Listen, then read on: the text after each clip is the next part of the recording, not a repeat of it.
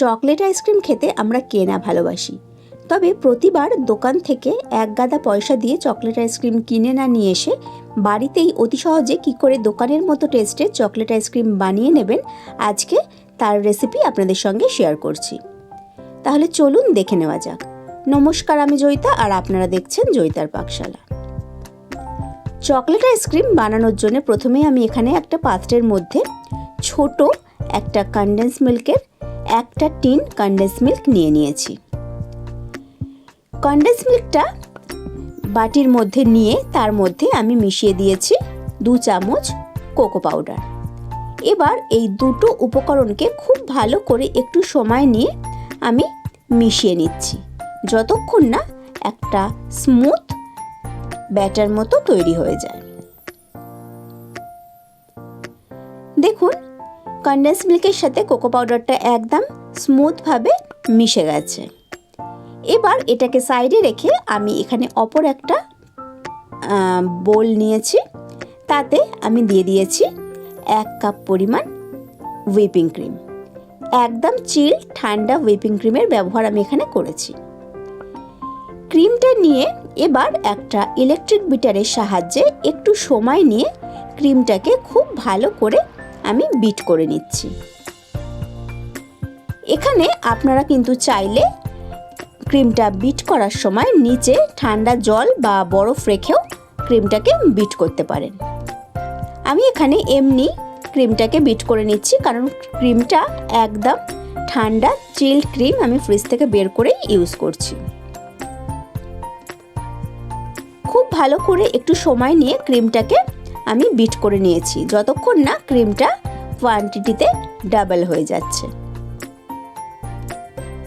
দেখুন, ক্রিমটা কিন্তু অনেকটা হয়ে গেছে। ক্রিমটা খুব ভালো করে বিট করা হয়ে গেছে। এবার এর মধ্যে আমি দিয়ে দিচ্ছি যে কনডেন্স মিল্কের মিক্সচারটা আমি তৈরি করে নিয়েছিলাম, সেই মিক্সচারটা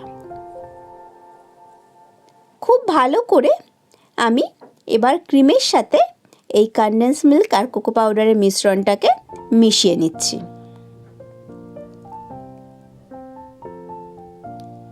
খুব ভালো করে ক্রিমের সাথে এই মিক্সচারটা মিশিয়ে নেওয়ার পর এবার এই চকলেট আইসক্রিমের যে মূল ইনগ্রেডিয়েন্টস চকলেট, সেই চকলেট আমি একটা ডার্ক চকলেটের পাউন্ড থেকে 150 গ্রাম পরিমাণ ডার্ক চকলেট একদম মিহি করে কেটে নিয়েছিলাম, সেই চকলেটটাকে নিয়ে নিয়েছি।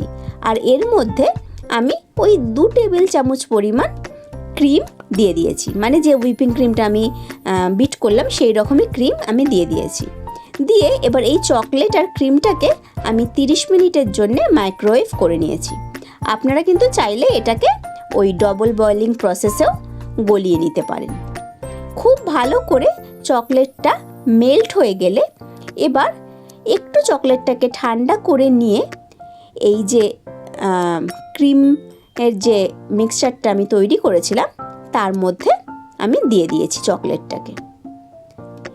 এই রকমভাবে চকলেট এর মধ্যে অ্যাড করে দিলে কিন্তু টেস্টটা ভীষণ ভালো হয়। খুব ভালো করে চকলেটের মিক্সচারটাও ক্রিমের মধ্যে অ্যাড করে ভালো করে মিশিয়ে দিয়েছি। এবার চকলেটটা যাতে আরও টেস্টি হয় তার জন্যে আমি এখানে বেশ কিছুটা পরিমাণ চকো চিপসও দিয়ে দিয়েছি। সমস্ত কিছু খুব ভালো করে মিশিয়ে নিয়ে এবার আমি এখানে একটা কাঁচের কন্টেনার নিয়ে নিয়েছি। তার মধ্যে আমি যে পুরো ক্রিমের মিশ্রণটা ছিল সেটাকে ঢেলে দিয়েছি।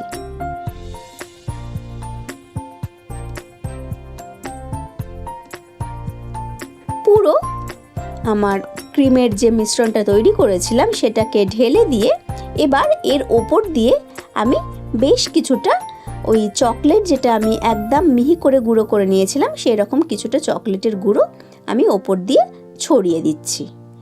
আর এর ওপরে আমি দিয়ে দিয়েছি কিছুটা চকো চিপস। সমস্ত কিছু খুব ভালো করে ওপরে সাজিয়ে দিয়ে চকো চিপস আর চকলেটের গুঁড়ো এবার আমি একটা ঢাকা চাপা দিয়ে এটাকে ফ্রিজের মধ্যে, মানে ডিপ ফ্রিজে আমি এটাকে 7 থেকে 8 ঘন্টার জন্য রেখে দিয়েছি। 7 থেকে 8 ঘন্টা বাদে আমি এটাকে ফ্রিজ থেকে বার করে নিয়েছি।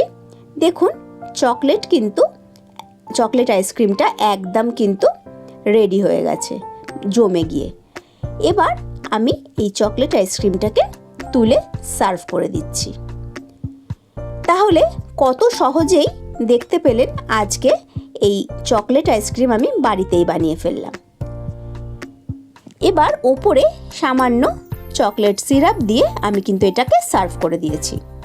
তাহলে আজকের এই বাড়িতে বানিয়ে নেওয়া চকলেট আইসক্রিমের রেসিপি আপনাদের কেমন লাগলো অবশ্যই কিন্তু কমেন্ট করে জানাবেন। আমি আবার হাজির হয়ে যাব কোনো নতুন রেসিপি নিয়ে নেক্সট এপিসোডে। ভালো থাকবেন, সুস্থ থাকবেন। আর আপনারা দেখছিলেন জয়িতার পাকশালা। ধন্যবাদ।